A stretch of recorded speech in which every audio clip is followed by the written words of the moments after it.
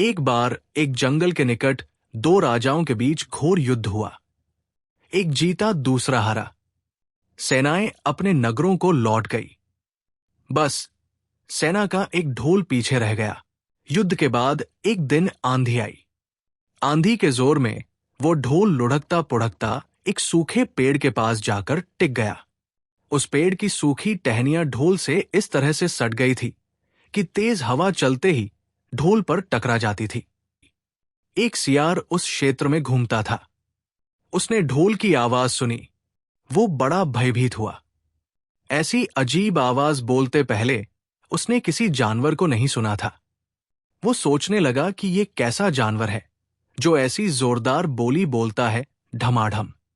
सियार छिपकर ढोल को देखता रहता, ये जानने के लिए कि ये जीव उड़ने वाला है या चार टांगों पर दौड़ने वाला। एक दिन सियार झाड़ी के पीछे छुपकर ढोल पर नजर रखे था।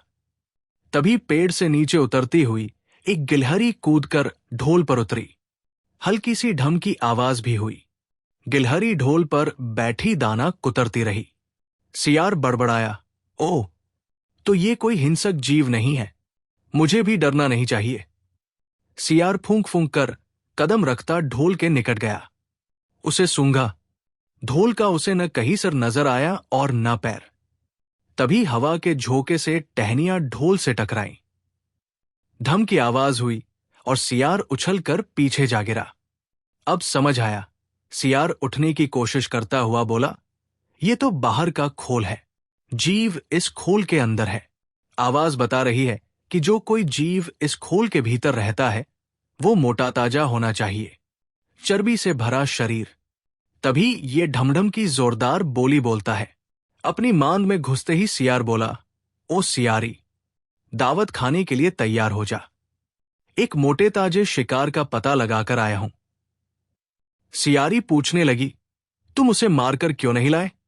सियार ने उसे झिड़की दी, क्योंकि मैं तेरी तरह मूर्ख नहीं हूं। वो एक खोल के भीतर छिपा बैठा है। खोल ऐसा है कि उसमें दो तरफ सूखी चमड़ी के दरवाजे हैं। मैं एक तरफ से हाथ डाल उसे पकड़ने की कोशिश करता तो वो दूसरे दरवाजे से न भाग जाता। चांद निकलने पर दोनों ढोल की ओर गए। जब वे निकट पहुंच ही रहे थे कि फिर हवा से टहनियां ढोल पर टकराईं और ढमढम की आवाज निकली। सियार सियारी के कान में बोला, सुनी उसकी आवाज? जरा सोच, जिसकी आवाज ऐसी गहरी है वो खुद कितना मोटा ताजा होगा। दोनों ढोल को सीधा कर उसके दोनों ओर बैठे और लगे दांतों से ढोल के दोनों चमड़ी वाले भाग के किनारे फाड़ने।